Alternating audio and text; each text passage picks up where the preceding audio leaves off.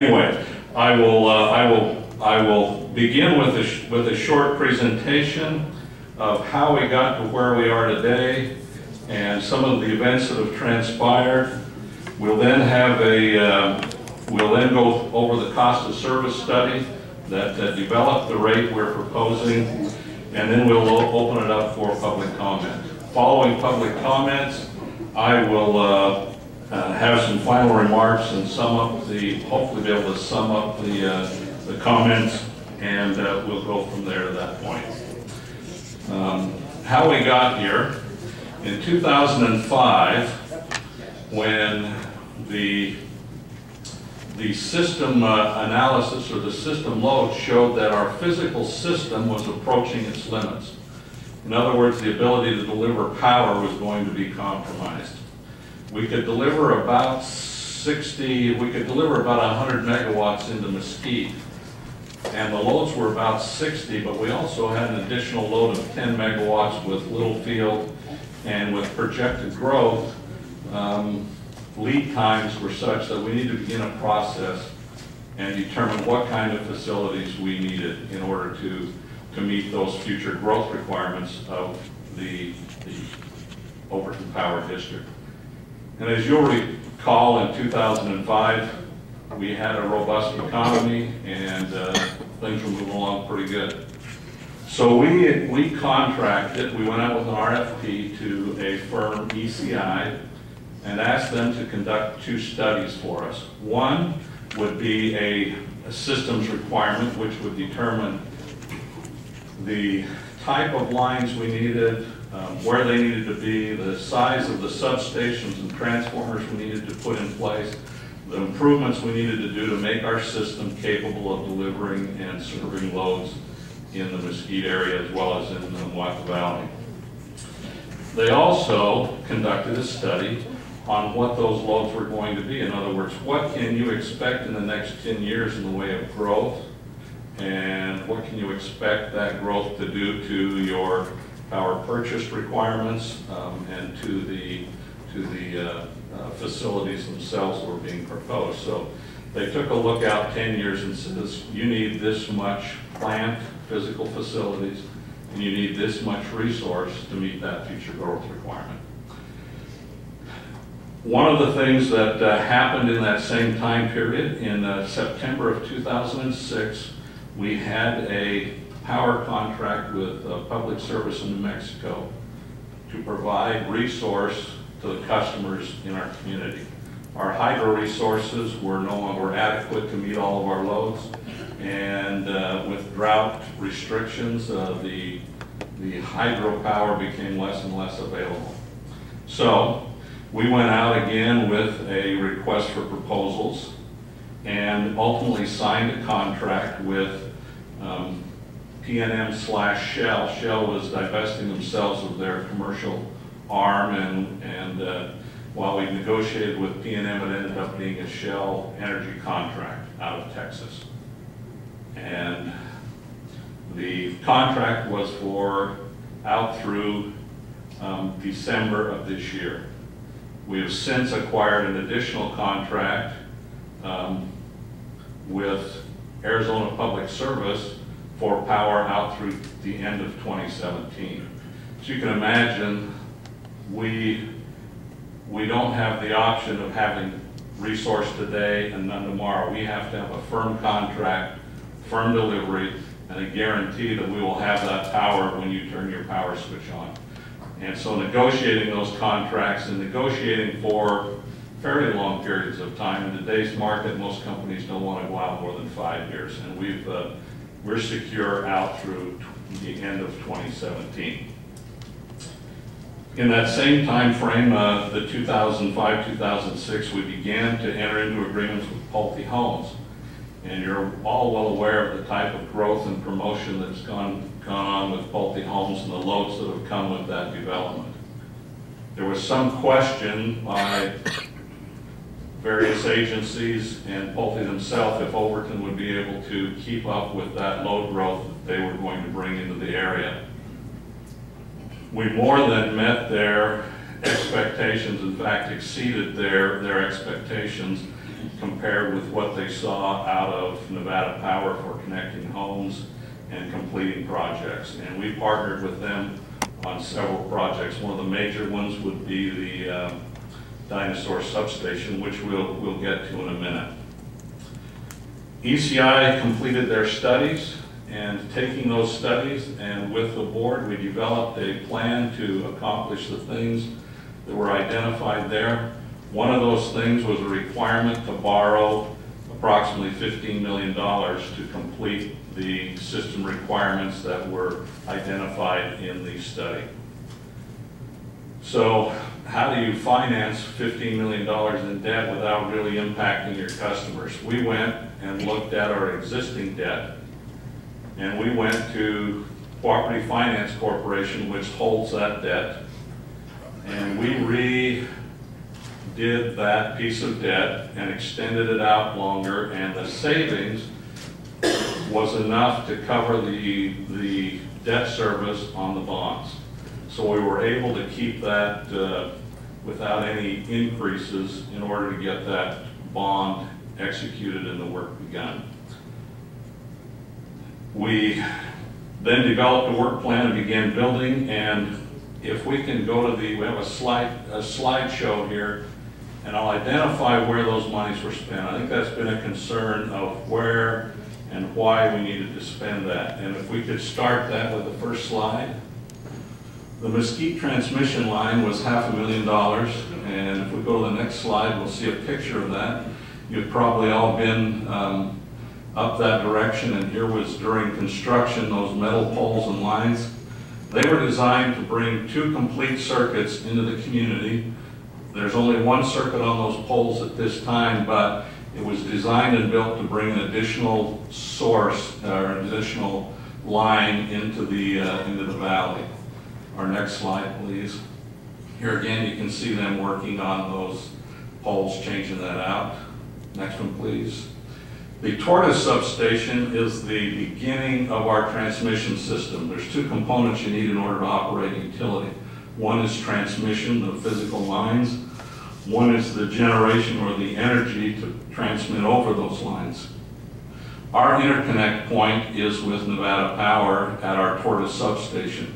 While we do not take any resource from Nevada Power, we do have a contract for coordination tariff that's required. If we're short or long, you balance up with that, but we don't have a supply contract with them. But we take delivery of 230,000 volts in our Tortoise substation. We then step it down to 138,000 volts and deliver it into the Mesquite and Overton areas. The upgrade to that substation was approximately $3 million. We go to the picture of that. Here's some of the work being constructed. I think we've got one more picture of the transformer, which was the major, and we can go to the next picture. This transformer was $2.2 million. An interesting piece of information about this transformer. When we ordered it, and it takes roughly a year to get one of these built and delivered. So that's the planning window you have to look at to get this kind of equipment. When we had this one delivered, we were contacted, and about a year after we'd gotten delivery of this by the company to see if we wanted to buy an additional transformer. And at that time we were thinking, hey, the economy's turned a little, prices are down, maybe they're hungry, and they said, we can supply that transformer to you with only a 5% increase in cost. And although we didn't need one, it was interesting that in those the downturn in the economy, the cost of equipment still was going up. So we were able to transform now 225 megawatts. I think that's the right number. Where before we had about 125 megawatts that we could change from 230 to 138 transmit. So now we have enough substation at Tortoise to meet future growth. And if we'll go to the next slide, the heart of the system here in the Mesquite area, Virgin Valley area, is the Dinosaur substation. It's located there at the western end of Pulte. If we go to a picture of that. Again, expensive transformers. One thing I think that should be noted here is we were able to build these substations in-house at a savings, a substantial savings in labor cost. We have a trained crew. You often see referenced our training budget. When you can take a crew and have them build, that dinosaur substation was entirely built by our crews. The tortoise substation was entirely built by our crews. They're extremely capable, they're well trained, and we like to maintain that training, and we have an excellent safety record. If we can go to the next slide. Here's just another picture of that transformer being set.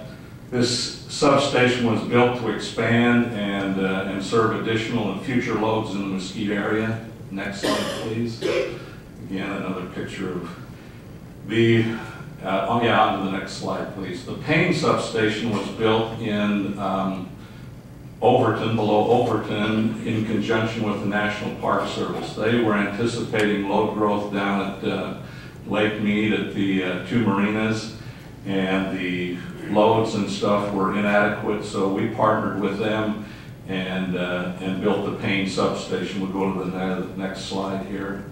Here's a picture of that substation. Again, it's designed for additional expansion should that be needed. One of our largest customers is Simplot Silica Sand. This substation also feeds Simplot.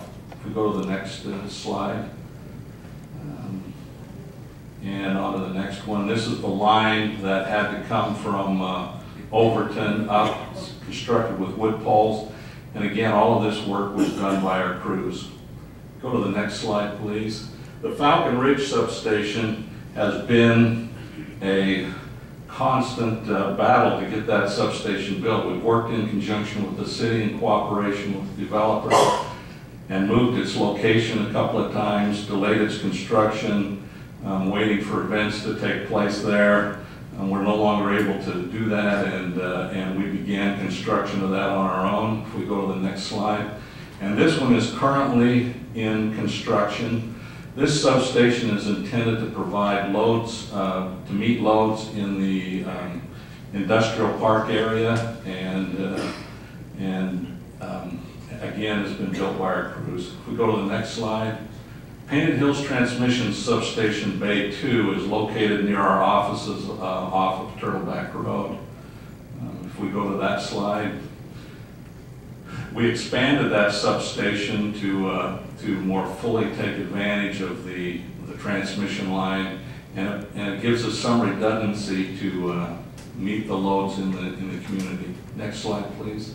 That's the end of that presentation. But that's where the monies were spent. The major portions of those monies were spent, and as you can see, the Payne substation was built in the Moab Valley. Everything else was built to serve this community. This community represents about 65% of the load and resources of the power district. The remaining comes from the other communities.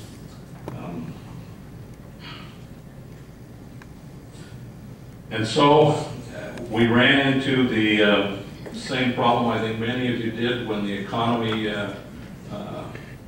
started to collapse, and I'm sure you're all aware of the various businesses that closed. Some of those were major loads and major resources for the power district. And so the first thing that we did and the board did was look at a cost reduction program. And this is probably one where everyone has their own idea of how to reduce costs. And I can tell you from this process, there's been some positive input. I appreciate positive input and the opportunity to discuss that in an open forum here. And we'll be implementing some of those recommendations and changes that have come out of this process. But the reduction program began with, we eliminated 4 temporary positions. When we build substations, we have a lot of pick and shovel work. We would hire a college kid to work with us through that process, and we ceased hiring any temporary positions. We eliminated 1 full-time position. And perhaps here would be a good time to address the forced retirement that some people would prefer to see versus the planned retirement program that the Power District has adopted. Myself and 3 other employees within the next 2 years will resign or retire from Overton Power. And those positions, while someone within may be promoted to fill those, there will not be a person hired. The overall workforce will be reduced. And that planned retirement program is part of our ongoing cost reduction program. We eliminated future hires, and we implemented a wage freeze. There may be some controversy here that needs to be addressed. What we have tried to do is keep the paycheck of the employee whole where it's at and reduce other benefits in their health care and the type of health care plan that's been provided. We've been able to do that. Last year we had a reallocation of funds, redistribution of funds. The employees took a reduced health care program which had savings to the district. The district returned part of those savings to the employees in the form of a increased pay in their take-home pay. But they switched that so the scales remained balanced. They did away with part of their benefits. This year, the upcoming benefits have been reduced and the employees have taken the complete brunt of that without a change to their paycheck. Is that a good plan or a bad plan? That's the plan we chose to do. As you look around the room, I'm sure you can see your friends and neighbor, and the dollar that is given to an employee is spent within the community, and the businesses and organizations benefit from having those wages spent in the community. If we were a outside company coming to the city of Mesquite asking to start a business here, I'm sure we would be looked at with open arms, bringing highly trained and well-paid positions. So, but we have addressed their wages and done our best to what we think is appropriate in managing that. Some of the other things we've done, we've delayed equipment purchases, we've eliminated a tree trimming program, take that on ourselves now and have our employees do that. We had a consulting firm at one time, and we've reduced that contract. We switched banks, which is kind of interesting, and I'll put a plug in for Bank of Nevada. By making a switch in our banking to a local bank here, we saved $25,000 a year in banking costs. So, I don't know if anybody's here from Bank of Nevada, but we've been very pleased with their program. And we've allowed a supplemental power contract to expire. Those are the things that we've done, and the planned retirement is some of the things we intend to do to continue to control costs. So, now, we're at a point where we're wondering what to do revenue-wise.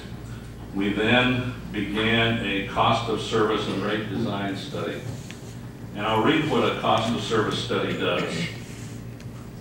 The object of a cost of service study is to determine what it costs the system to provide power and energy to a customer over the course of a year.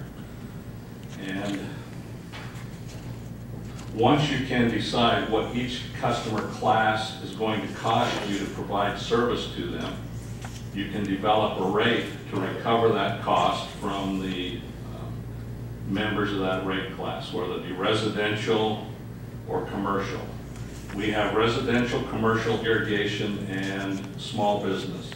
The cost of service showed that there was no need to change the rates for small business or irrigation, that they were appropriate wherever they were at. And in 2011, when this was completed and we began our rate increase, and I think you need to be sensitive to this, the board is made up of reputable members of this community who have the best interest of this community at heart, and as well as maintaining and making sure that the lights come on.